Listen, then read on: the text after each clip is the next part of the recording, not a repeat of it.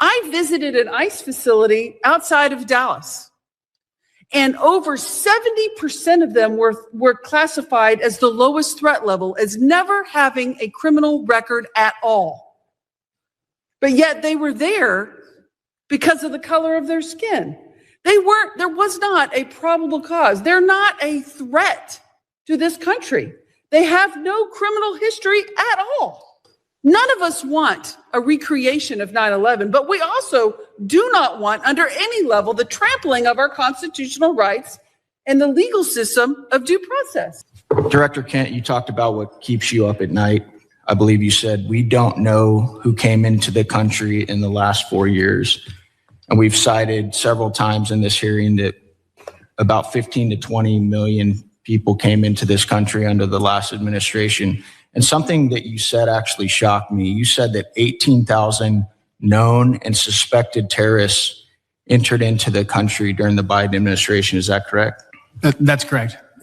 That's deeply concerning, but I'm really not surprised. Many of us in this committee said that's exactly what was going to happen. I didn't know that those numbers would be as high as they are. One of the other things that really concerns me about what's going on in this country is we continue to let people into this country that do not want to assimilate to our culture and want to harm Americans. I want to go ahead and play a video. Law should be above the U.S. Constitution. Yes. Should Sharia law be over the U.S. Constitution? Yes. U.S. Constitution, which is made by people, and the Sharia law is made by Allah. So that is all the way above. That has to be definitely in the land, not for the America, for the whole world would be above. So that should be above the U.S. Constitution. Yes. Do you feel more comfortable living under American law, or do you feel more comfortable living under Sharia law? Sharia law. I'm a Muslim. I prefer Sharia law. Sharia law, yes. You prefer Sharia law over American law? Of course, yeah. They always can come with the same accusations.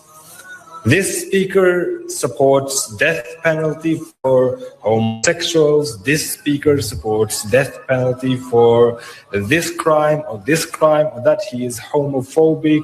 These are general views that every Muslim actually has. Director Kent, are you aware of some of the differences between U.S. Constitution and common law interpretations of the Sharia law? I am broadly, yeah. What are the differences in your opinion? And I know you're not a doctorate on this subject, but between the First Amendment, which guarantees freedom of speech and the press, including the right to criticize religions, religious texts, and public figures without government punishment. Yeah, the freedom of speech, I think, is huge because you don't have that under Sharia law, and you also don't have the assumption of innocence under Sharia law as we do. Many interpretations of Sharia, blasphemy, criticism of the Quran or the Prophet Muhammad can be a serious offense, sometimes punishable by death.